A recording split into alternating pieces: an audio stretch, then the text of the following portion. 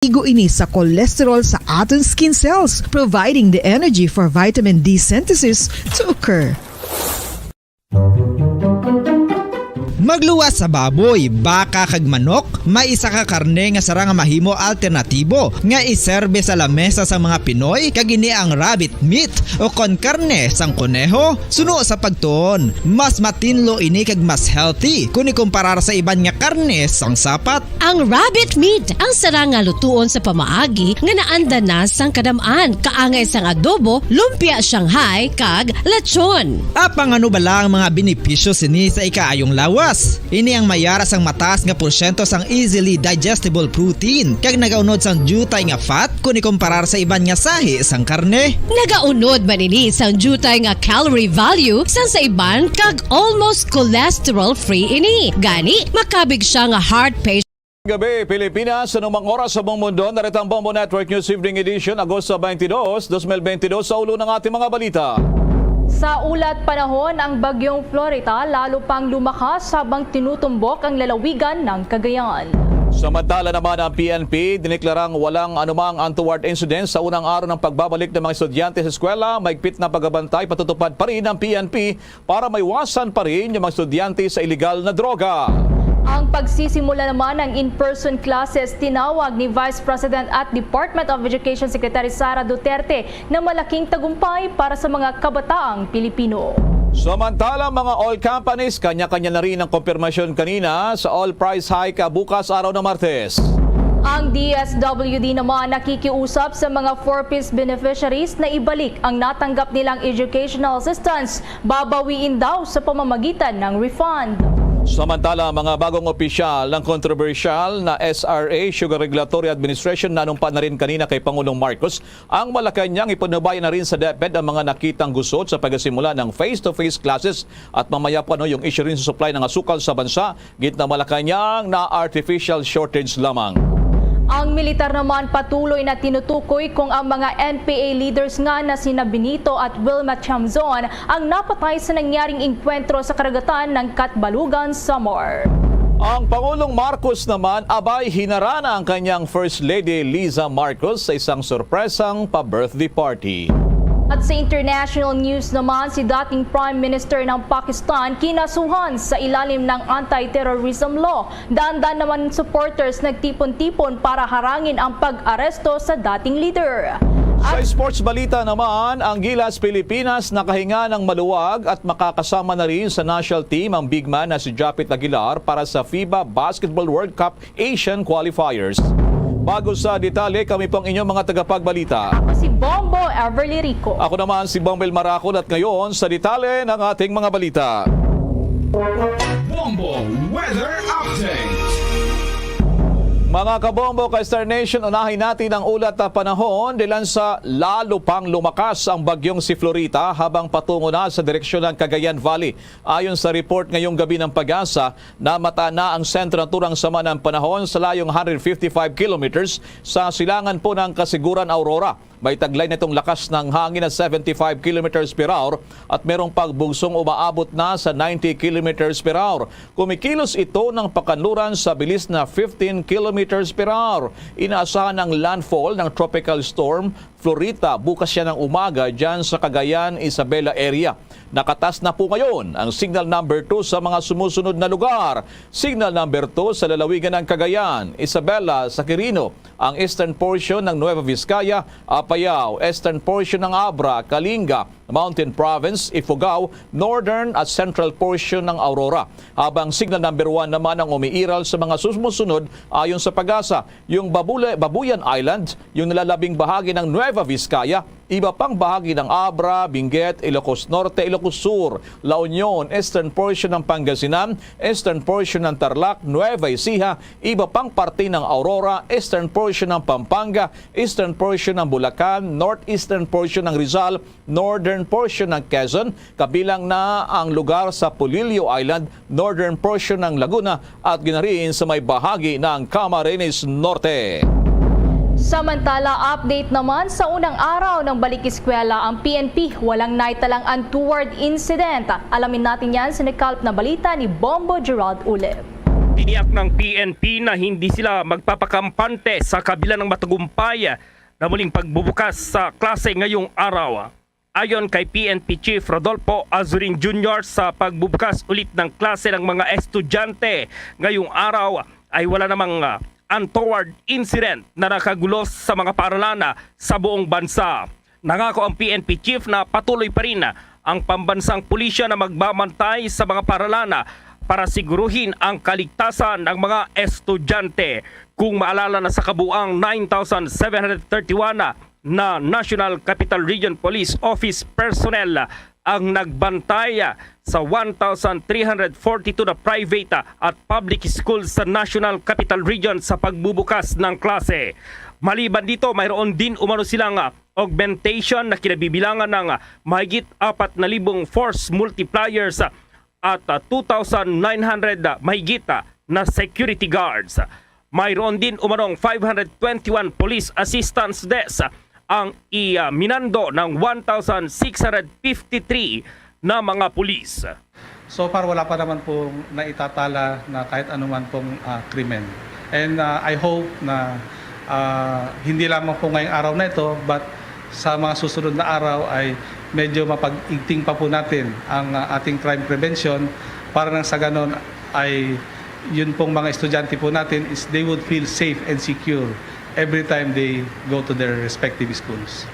Of course, makikita naman natin na ang show window po natin pagdating po sa any crime or any situation, it's always the National Capital Region. It's nearby regions like Region 4A, Region 3, the Metro Cebu, the Metro Davao, and far north is the Baguio City. So we really need the effort of every PNP po na nakikita po sila.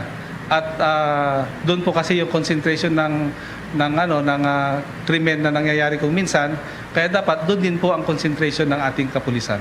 Samantala, tuloy rin umano ang pagkikipag-ugnayan ng PNP sa Highway Patrol Group o HPG maging sa ilang ahensya ng pamahalaan para matiyak na ligtas at maiiwas ang mga estudyante laban pa rin sa illegal na droga. We do not only concentrate doon sa arrest ng mga drug pushers, drug users, but we need to bring our war on drugs doon po sa awareness ng bawat Pilipino, bawat community, bawat estudyante. Para nang sa ganun ay nalalaman po ng lahat kung ano ho yung masamang epekto ng droga sa bawat Pilipino na gagamit or maiinganyo po na gagamit. On the part naman po ng ating highway patrol, we would want to ensure po na yun pong pagpapatrolya po nila ay tuloy-tuloy po, and at the same time ay to ensure din po na yung mga public transport po na gumagala po ay ito po yung mga authorized na mga public transport so that hindi ho maging biktima po ang ating mga estudyante dun sa mga kolorum na baka ho may mga masamahong balak sa ating mga estudyante.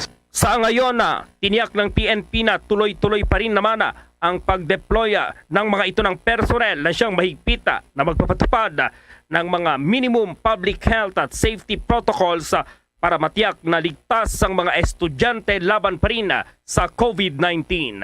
Para sa Bombo Network News, Bombo Gerald B. Ulep. Para sa Pambansang Radyo ng Pilipinas, Basta Radio, Bombo!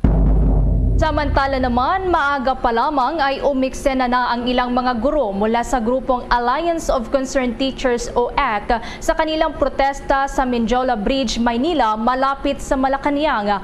Iniangal nga nila ang kakulangan pa rin ng suporta at dagdag na pondo mula umano sa national government para sa resumption ng face-to-face classes makalipas ang 2 taon ng online learning dahil na rin yan si COVID-19 pandemic.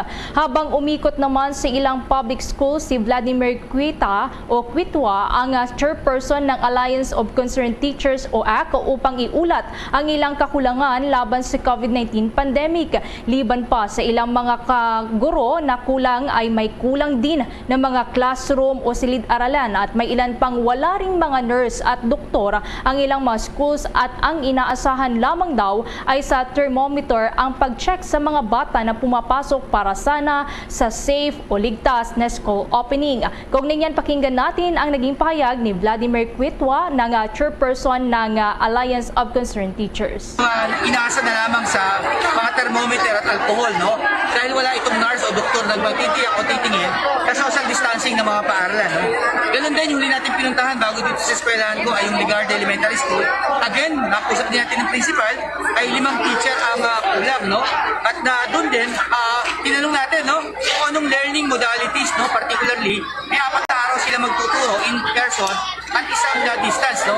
At lumalabas na printed yung kanilang pamaraan ng pagtuturo. Yun naman ay susunod rin, no, ng mga magulang at saka ng mga pag-aaral at saka ng Samantala, sa naging panayam naman ng Bombo Radio kay Dr. Randy Imen, ang principal ng Aurora Quezon Elementary School sa Maynila, na pangkalahatan ay naging maayos naman ang unang araw ng kanilang klase dahil sa kanyang kumpiyansa. Malapit na rin daw silang maging 100% ang face-to-face classes. Narito pa ang naging panayam kay Dr. Randy Imen, ang principal ng Aurora Quezon Elementary School. As of today, our enrollment is 5,200 compared to last year, which is 5,150. So, almost 104% na po tayo compared to last year enrollment. Ang pasok po ngayon ay almost 1/2 kasi po ang unang-una ang grade 1, 2 and grade 1 and 2, kalahati panghapon, kalahati pang umaga. Then grade 3 and 4, papasok pa sila ngayong week. Ang 5 and 6, naka-blended na sa bahay ngayon for the online and other distance learning modalities. Tapos next week, grade 5 and 6 naman ang magjo-join sa Kinder 1 and 2. So ang 3 and 4 naman ang nasa online next week. So full blast na tayo, ang ating gifted and talented ganun din. So almost 1/2, mga 3,000 ngayon ang more than 1/2 ang Yan ang eksklusibong panayam ng Bombo Radio kay Dr. Randy Imen, ang principal ng Aurora Quezon Elementary School. Samantala, ang assessment naman ng pangalawang Pangulo ng Bansa na tumatayo ring Department of Education Secretary Sara Duterte Carpio. At may report naman dito si Bombo Jane Buna. Tinawag ni Vice President at Department of Education Secretary Sara Duterte Carpio na tagumpay. Malaking tagumpay para sa mga kabataang Pilipino ang pagsisimula ng in-person classes ngayong araw. Pinangunahan ng Vice Presidente ng Bansa ang National School Opening Day Program sa Dina Lupihan Elementary School sa Bataan. Sa kanyang talumpati, sinabi rito na buong tapang na ginawa ng Department of Education ang muling pagbukas ng in-person classes ngayong araw sa kabila ng mga hamon at takot na dala ng COVID-19 pandemic. Iginit nito na narinig niya ang panawagan ng ilang organisasyon na suspindihin ang klase sa September o kaya October. Ngunit nilinaw nito na priority nila ang kinabukasan ng mga kabataang Pilipino. Tagumpay. Isang malaking tagumpay para sa mga kabataang Pilipino ang muling pagsisimula ng in-person learning ngayong araw na ito. Isang hakbang na buong tapang na ginawa ng Department of Education sa kabila ng mga hamon at takot na dala ng COVID-19 pandemic. Hindi po natin binabaliwala ang mga pangamba na dulot ng pandemya.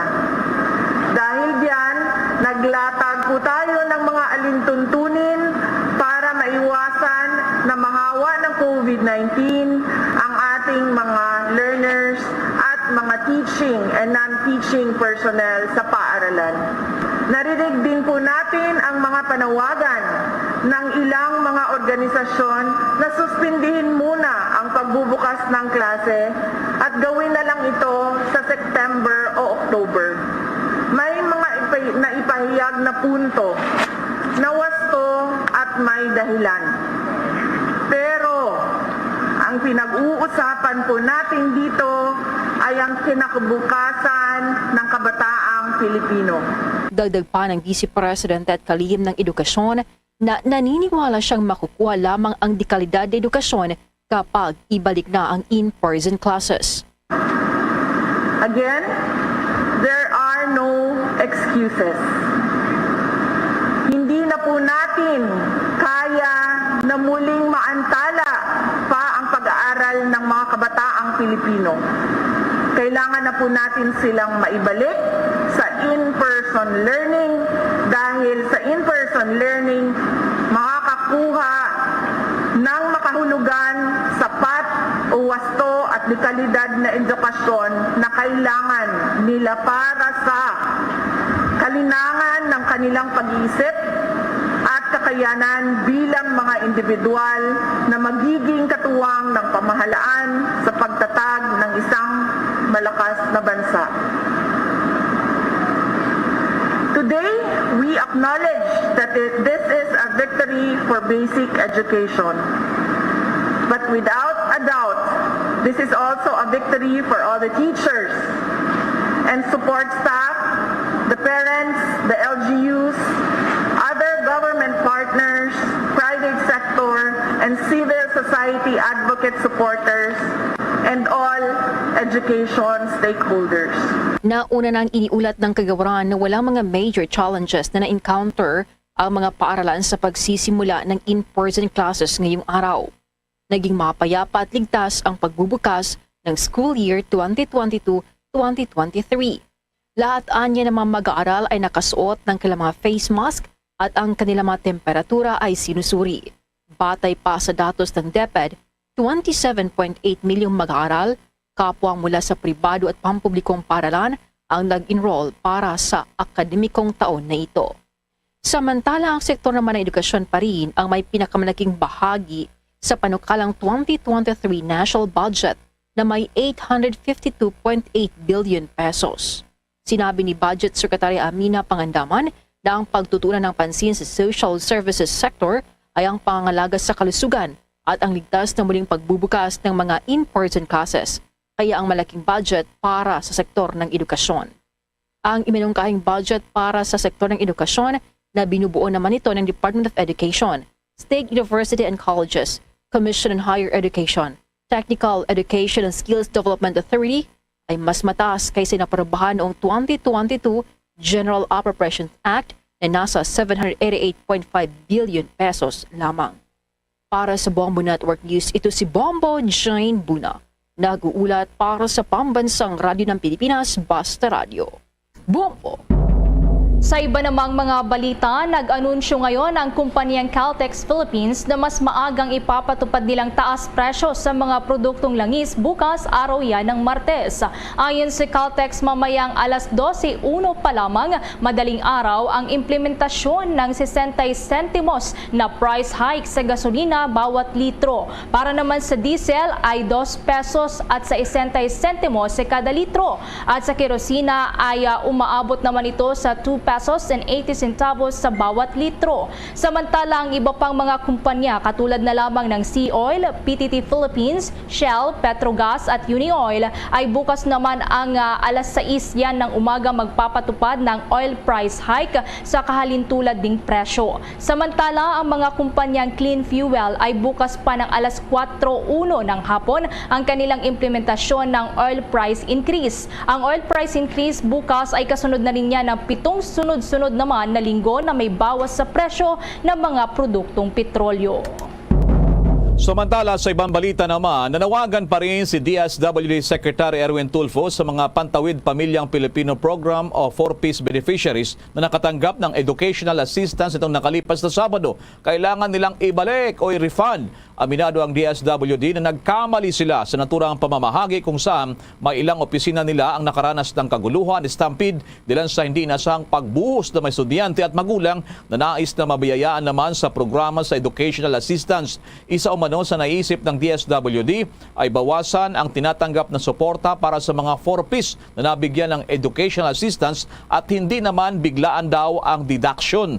Una nang nilinaw ng DSWD na hindi na qualified ang mga 4Ps beneficiaries sa educational aid dahil sa tumatanggap naman sila ng ayuda para rin sa pangsuporta sa pag-aaral ng kanilang mga anak. Samantala din naman kinumpirma ni Secretary Tulfo na umabot sa 53,000 individuals sa buong bansa ang nabiyayaan itong nakalipas na weekend na umabot sa kabuang 154 million pesos ang naipamudmod upang maiwasan anya ang kaguluhan sa mga payout venues sa mga susunod pang Sabado. Yung mga local government units na ang tutukoy ng mga lugar para sa pamamahagi ng ayuda. Giyon din gagamitin ang alphabetical list para naman sa mga payouts. Samantala bilang reaksyon naman sa banta ni Iloilo Mayor Jerry Triñas na deklarang persona non grata ang DSWD Regional Director doon dahil sa kawalan ng koordinasyon itong nakalipas na Sabado. Ayon kay Secretary Tulfo, siya na lamang ang deklara dahil sa wala namang kasalanan daw ang kanyang staff na sumusunod lamang nan sa utos mula naman sa kanilang nakakataas tulad niya. Samantala, target naman ng Department of Social Welfare and Development o DSWD na maitaas pa sa 1 bilyong piso ang pondo para sa mga ibinibigay na educational financial assistance para sa mas marami pang mga indigent student na matulungan.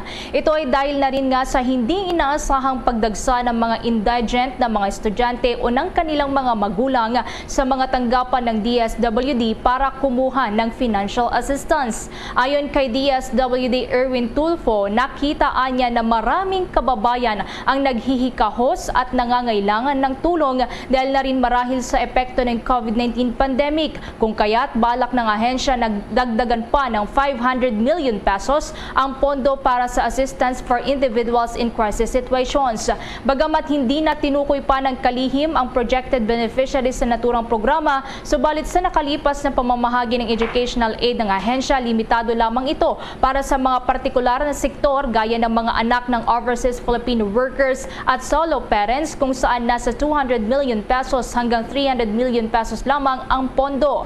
Samantala, umaabot naman sa mahigit 53,000 na indigent students ang nakatanggap ng educational aid mula sa gobyerno bagong pagsisimula ng klase ngayong araw. Nasa 154 million pesos ang napamahagi naman ng DSWD na educational aid sa buong bansa. Tiniyak naman ng kalihim ang pag-recalibrate ng estratehiya para mas maayos na maipamahagi ang naturang aid, katuwang na rin ang DSWD Regional Directors at ng Department of Interior and Local Government. Samantala sa kaugnay pa rin balita naman, tinaasan pa ang proposed budget inilalaan para sa Pantawid Pamilyang Pilipino Program o 4Ps para naman sa taong 2023. Batay naman sa isinumiting 2023 National Expenditure Program sa House of Representatives, nasa 7.9 billion pesos ang itinaas, kaya aabot hanggang 115.6 billion pesos ang magiging pondo para sa flagship poverty alleviation program ng DSWD. Mula sa dating 7.7 billion pesos ngayong taong 2022, nagpaliwanag ang DBM under Secretary Tina Canda na mayroong target ang 4Ps sa annual basis kung saan nasa 4 na milyon ang beneficiaryo at mayroon din anyang ini-apply na compliance rate. Bagamat kinukumpirma pa ang bilang ng mga kwalipikadong beneficiaryo sa turang programa, hindi naman anya maaaring babaan ang pondo para sa 4Ps nang hindi mapasubo ang mga eligible na makatanggap na turang assistance. Paliwanag pa ng DBM na dapat na may konsidera din ang pagtaas ng populasyon sa paglalaan ng pondo para naman dito. Samantala, maki-update muna tayo dito po naman sa controversial na Sugar Regulatory Administration ng ilang opisyal dito na nanumpa na kanina kay Pangulong Marcos dyan sa Malacanang, at yung update din naman sa pahayag ng Malacanang sa unang araw ng face-to-face classes. Yan, iba pang mga balita mula naman kay Bombo Dennis Samito. Naging abala ngayong araw, Bombo Elmar, Bombo Ever, ang Pangulong Ferdinand Bongbong Marcos Jr. sa monitoring.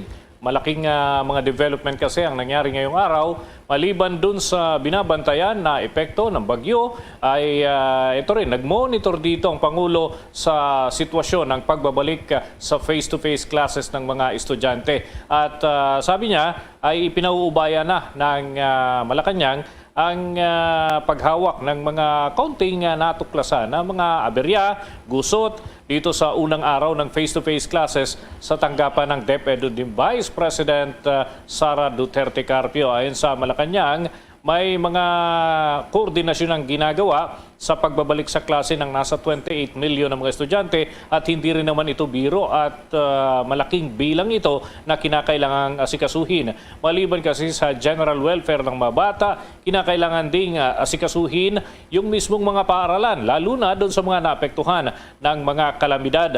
Kampante naman ang Pangulo na magiging maayos pa ang sitwasyon sa mga susunod na araw ng pasukan, lalo't ina-address umano nila real-time ang mga natutuklasang problema. Narito pa ang mga pahayag ng Pangulong Ferdinand Bongbong Marcos Jr.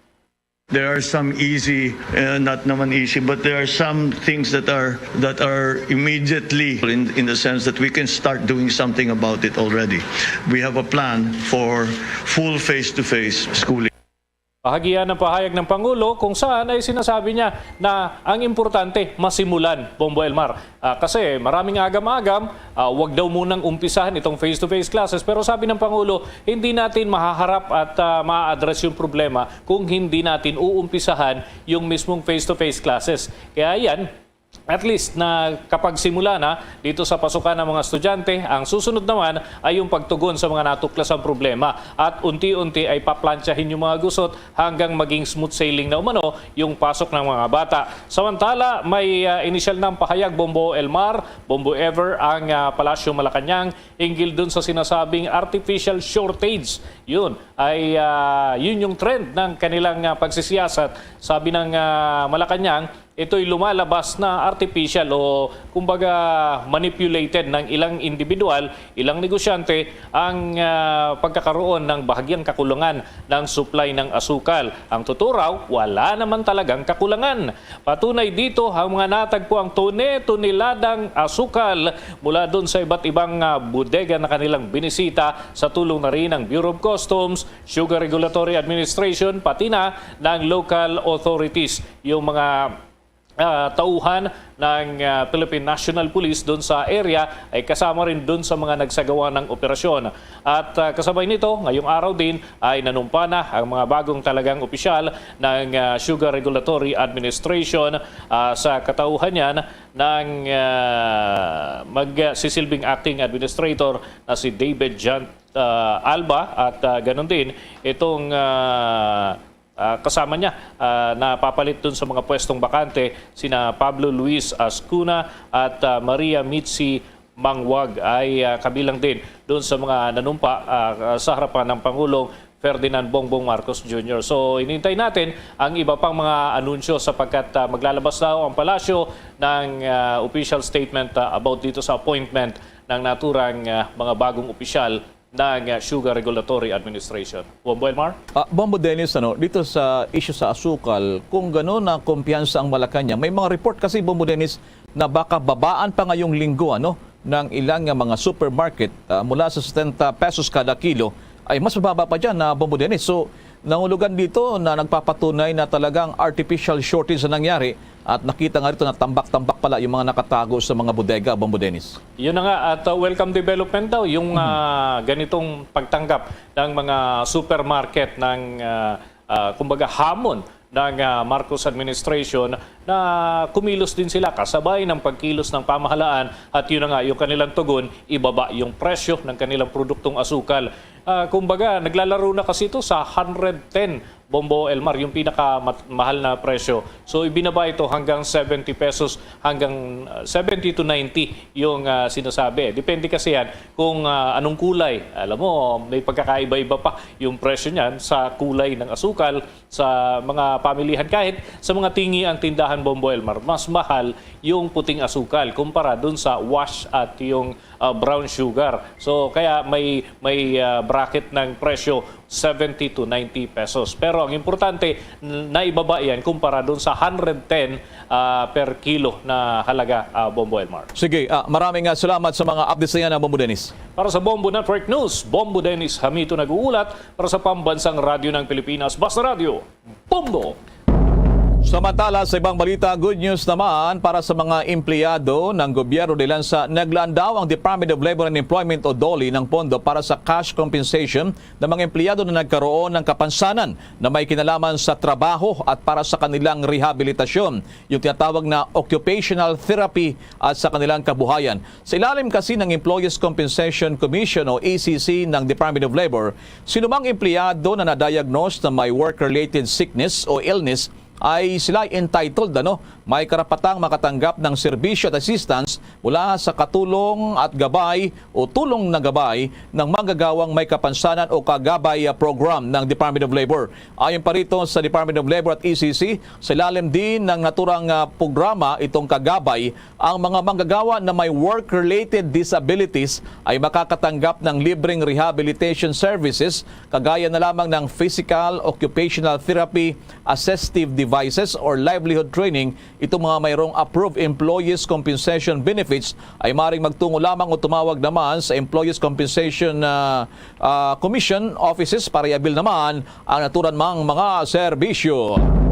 Samantala, nananatiling unfunded o wala pang pondo ang karagdagang 500 pesos para sa social pension ng mga indigent o mahihirap na senior citizens sa ilalim ng proposed na 5.268 trillion pesos na pondo para sa taong 2023. Paliwanag ni Department of Budget and Management Undersecretary Tina Rose Maricanda na naglaps in tulo ang naturang measure matapos ngang makumpleto ang 2023 budget kung kaya't hindi na ito isinama. Tinutukoy ni Kanda ang 500 pesos hike sa monthly pension ng mga indigent senior citizens na naglaps in tulunga noong August 2 kung saan inaasahan na mula sa dating 500 pesos ay tataas ng 1,000 ang buwanang pensyon ng mga seniors. Ayon din kay Kanda, ang budget na kinakailangan para sa karagdagang social pension ay aabutin ng 24.5 billion pesos. Sa kabila naman ito, sinabi ni Kanda na makikipag-ugnayan sila sa Kongreso para masolusyonan ito. Magbibigay din anya ang DBM ng utilization rates ng iba't ibang ahensya upang matukoy kung saan kukunin ang pondo para sa karagdagang social pension.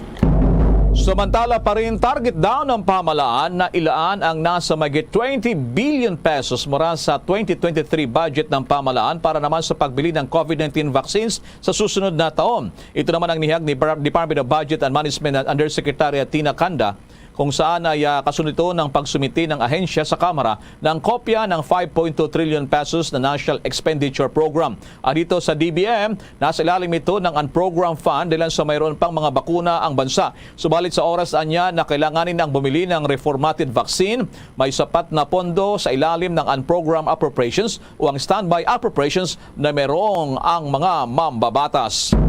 Ang naturang health news, silid po sa inyo ng Immunomax, the one and only immunomodulator made with pure CM glucan.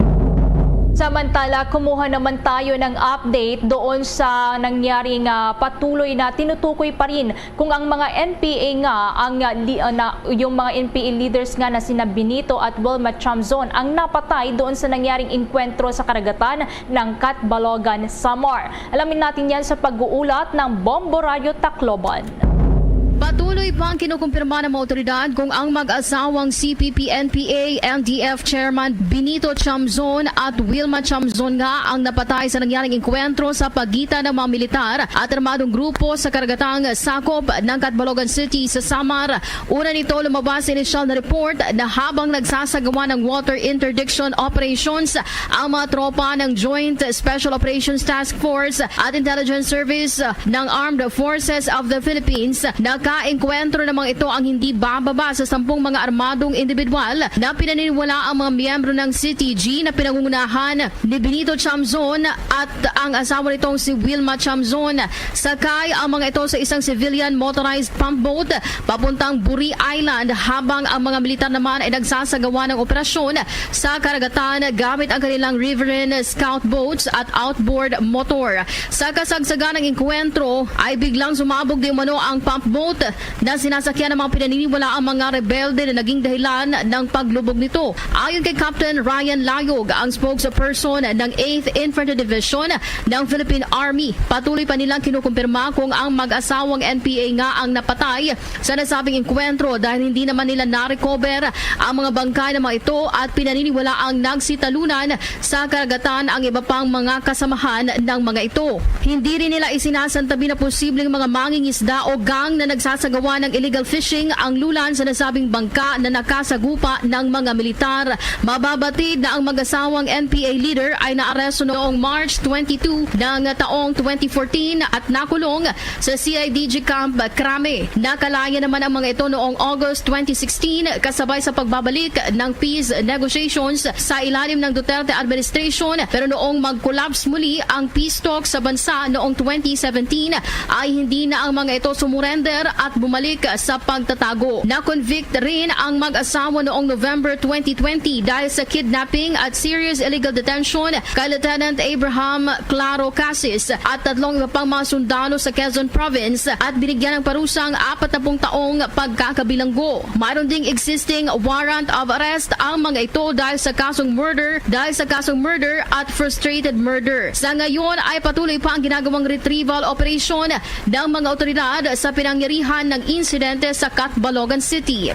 Iniimbisagan natin sino ba talaga yung pasahero ng mga bangkang yun. And the reports na yung Chamzon na mga yun, we cannot confirm nor deny that. This is a challenge as well dito sa atin na madalas talagang ginagamit na mobility corridor sa pag-transport ng personnel, ng baril o di kaya ng mga anti-personal mines etong karagatan natin dito sa May Samar. Hindi namin ma-confirm kasi wala namang na-recover na katawan. Ang bahagi ng pagpagpanayam ng Bombo Radio Tacloban kay Captain Ryan Layog, ang spokesperson ng 8th Infantry Division ng Philippine Army. At yan ang balita mula sa Bombo Radio Tacloban, Bombo Aaron Tersenyo para sa Pambansang Radyo ng Pilipinas, ang #1 radio network in the country, Basta Radio, Bombo. May mga follow-up pa tayo sa natura namang report kaugnay po naman sa mga top leader ng mga rebelde at makibali rin tayo doon po naman sa mga issue rin sa deliberasyon ng budget ng Marcos administration diyan naman sa Kamara. Mga balita na yan at iba pa mula kay Bombo Annalise Subirano. Sisikapin ng Kamara na matapos ang pagtalakay at deliberasyon sa 2023 proposed national budget bago mag-October 1. Ayon kay House Speaker Martin Romualdez, ito ay bago mag-recess ang 19th Congress hanggang November 6. Isinumite na ni Budget Secretary Amina Pangandaman kay Romualdez ang kopya ng National Expenditure Program o 2023 proposed national budget na nagkakahalaga ng 5.268 trillion pesos.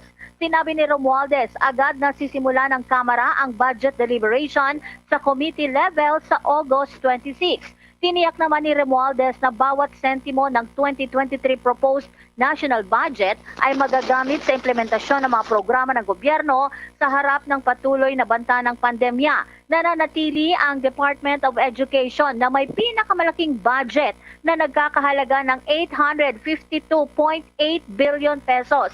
Sinundan ito ng DPWH na nagkakahalaga ng 718.4 billion pesos, Department of Health nasa 296.3 billion pesos, DSWD 197 billion pesos at Department of Agriculture na 184.1 billion pesos. Makakatanggap naman ang DOTR o Department of Transportation ng 167.1 billion pesos. Pakinggan natin si Speaker Martin Romualdez.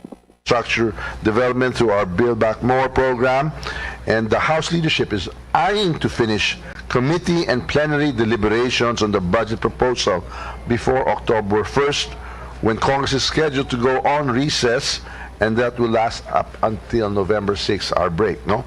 We will perform our constitutional mandate to scrutinize and yet act deliberately, judiciously, and very cautiously the national budget, for it is the most important piece of legislation that we shall face this year.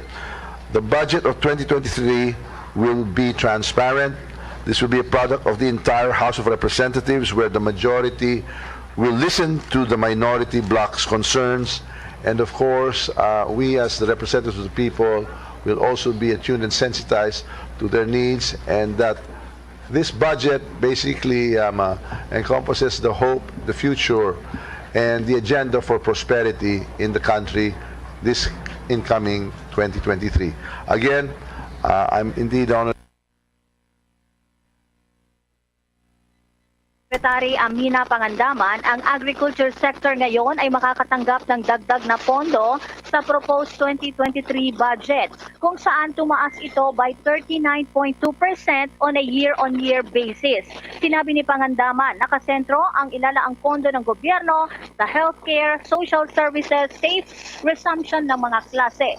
Ang proposed national budget para sa fiscal year 2023 ay nagkakahalaga ng 5.268 trillion pesos. Mas mataas ito ng 4.9% kumpara sa 2022 budget.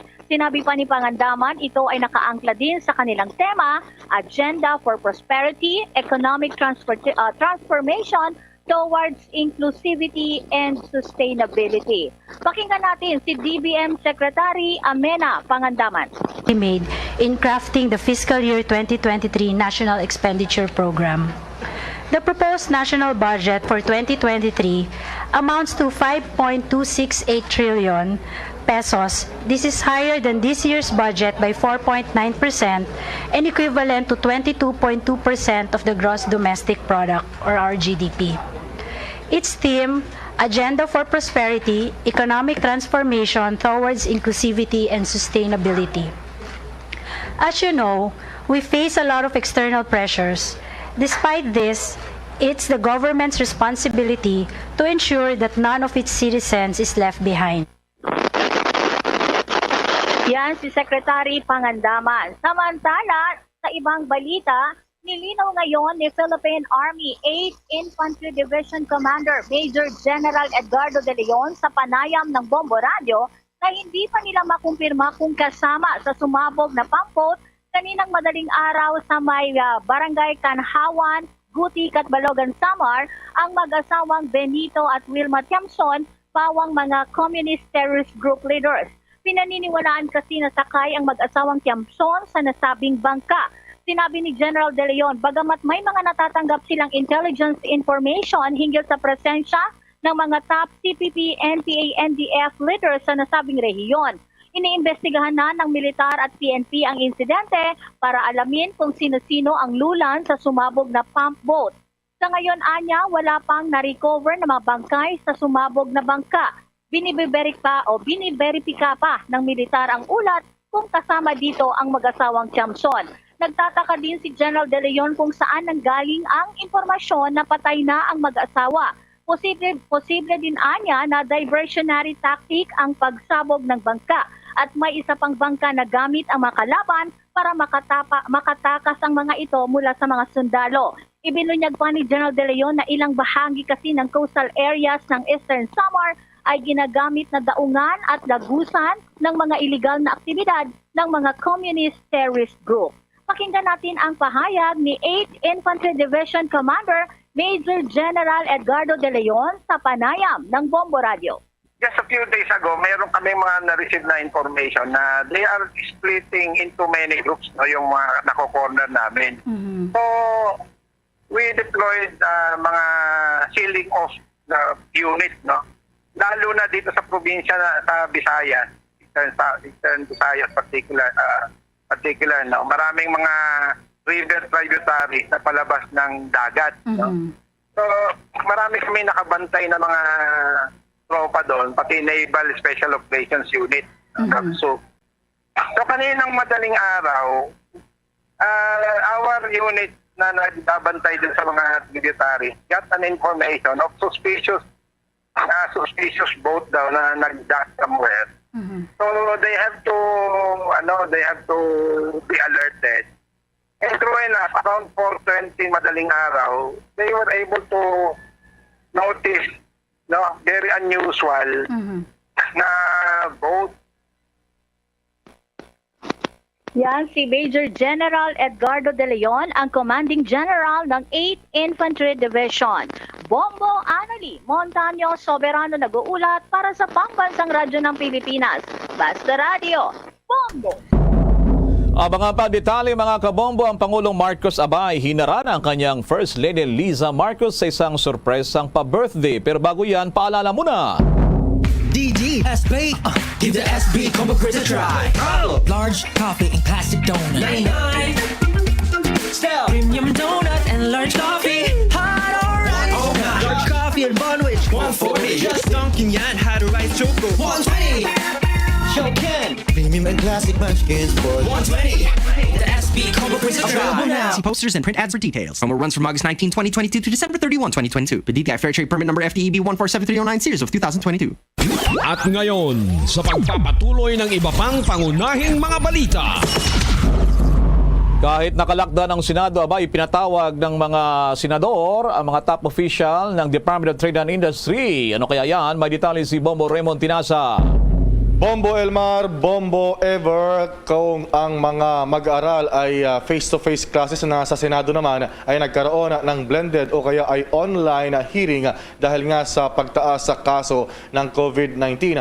At kanina ay nagkaroon ng tinatawag na organizational meeting ng Senate Committee on Trade, Commerce and Entrepreneurship na pinangunahan ni Senator Mark Villar. At kabilang sa mga dumalo rito ay yung mga pamunuan ng Department of Trade and Industry sa pangunguna ni Secretary Alfredo Pascual, Bombo Elmar. At dito natalakay ang iba't ibang mga usaping pang-ekonomiya, partikular yung paglubo o pagtaas pa ng tinatawag na trade deficit, kung saan, Bombo Elmar, ang Pilipinas na ngayon ang may pinakamalaking trade deficit o kaya kakulangan o pagbagsak ng ating trade values sa loob o sa buong Southeast Asia region.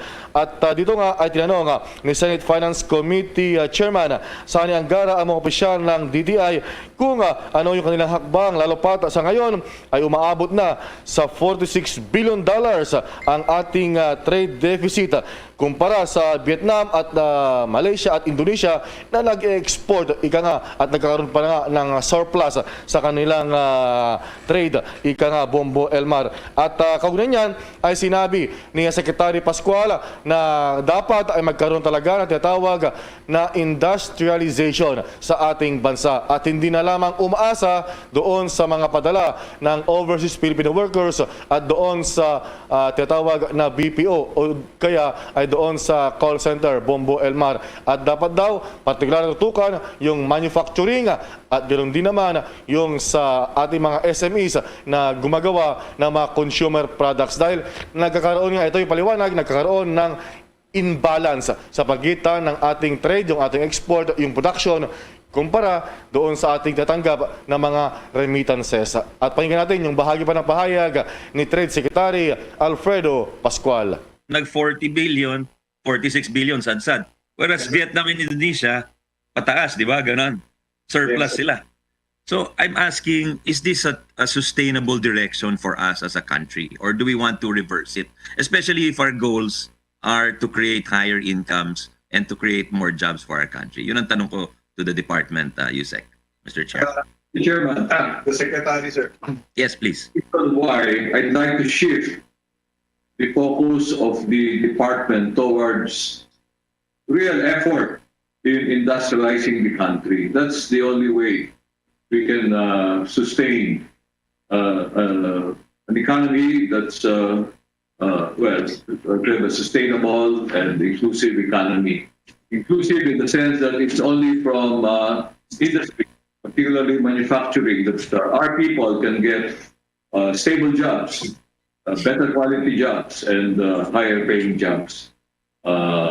Unless we did that, we'll forever be beholden to these inflows from OFWs. We'll be burdening we'll be sending more people abroad to earn the dollar so we can do the importation here. That's not sustainable. The other effort we're doing is trying to encourage enterprises that will produce goods that are currently consumer goods, like processed food products that are currently being imported. Yan, Bombo Elmar, Bombo Ever, yung bahagi ng pagpapaliwanag o kaya sunurang tinig. Una ang katanungan ni Senate Finance Committee Chair Sani Angara at itong si Trade Secretary Alfredo Pascual. Bombo Elmar, kaugnay nga doon sa patuloy na tumataas na ating trade deficit na from $7 billion noong 2010, ngayon ay pumalo na sa $46 billion. At tayo na yung huling-huli sa kumpara sa ating mga kalapit na bansa, partikular yung Indonesia na nagkakaroon na ng surplus at nag-export na nga sila, habang tayo ay umaasa doon sa remittances ng mga OFWs para pang-import. Live mula sa Senado, Bombo Raymond Tinasa nag-uulat para sa Pambansang Radyo ng Pilipinas, Basta Radyo, Bombo! That news was brought to you by Dunkin', pasalubong ng bayan. Samantala sa patuloy pa ng ating mga balita, abay hinarana ni Pangulong Ferdinand Marcos Jr. ang kanyang First Lady Luis Liza Araneta Marcos sa isang surpresang birthday party kagabi. Bago ang kanyang awit ay nagbigay pa ng mensahe ang presidente at sinabing hindi masisalarawan ng mga salita ang kahalagahan sa kanyang buhay ng unang ginang. Ayon pa sa Pangulo, kung minsan ay hindi siya makapaniwala na pinakasalan siya nito. Nagpakilig pa sa unang ginang at maging sa lahat ng bisita ang naturang tanawin sa turang okasyon. Inawit din ng Pangulong Bongbong Marcos para sa kanyang misis ang kanta ni Andrew Gold na may pamagat na Never Let Her Slip Away. Makikita rin na bakas ang tuwa sa mukha ng unang ginang sa ginawang sorpresa ng pa-birthday party sa kanya ng Pangulo at kanilang mga anak. Maging si dating unang ginang Imelda Romualdez Marcos abay present din na dumalo sa pagdiriwang at nabigay din ng regalo sa birthday celebrant. Si First Lady Liza Marcos ay nagdiwang ng kanyang ika-63 kaarawan.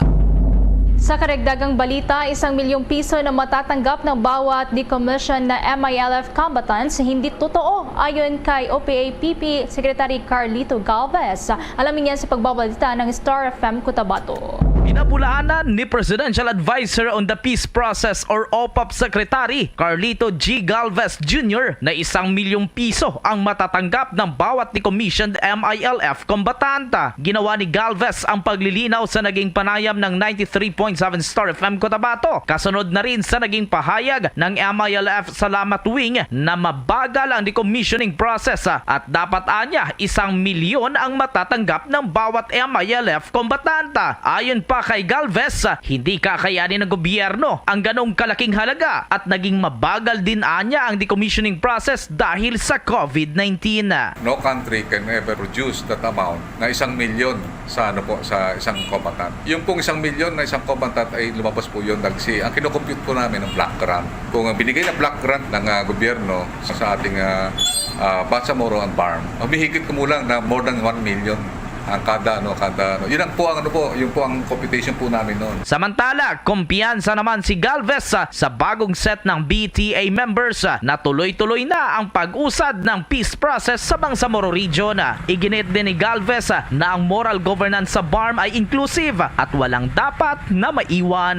I need performance. I'm asking you na ipakita niyo yung performance na pinapangako niyo noon. At alam naman natin ang pangako nila Chief Minister, yung moral governance, na dapat talaga lahat ng tao walang maiiwanan. Para sa Bombo Network News, ito si Star DJ Tom ng 93.7 Star FM Cotabato para sa Pambansang Radyo ng Pilipinas, Basta Radyo, Bombo!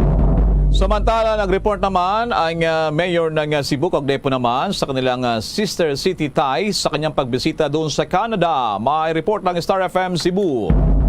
Nagkaroon ng makabuluhang pag-uusap sina Cebu City Mayor Mike Rama at miyembro ng Cebu City Sister City Commission sa mga kinatawan ng Vancouver City, Canada para sa posibleng adoption ng Sister City ties sa nasabing lungsod. Lumilikha pa ito ng pagkakataon para sa mga mamamayan at opisyal na maranasan at tuklasin ang palitan ng mga kultura. Bukod dito, ang Sister City relationship ay nagpapabuti sa mga lokal na negosyo dahil ang cross-border na kalakalan ay lilikha ng mas maraming trabaho na nagresulta sa isang mas mabuting kabuhayan ng mga tao. Samantala, dinaluhan ni Rama ang enthronement sa banal na imahe ng Señor Santo Niño de Cebu sa Agassiz, Canada na isinagawa sa isang dambana na replika ng Magellan's Cross nitong lungsod. As a child, I was already in the Basilica.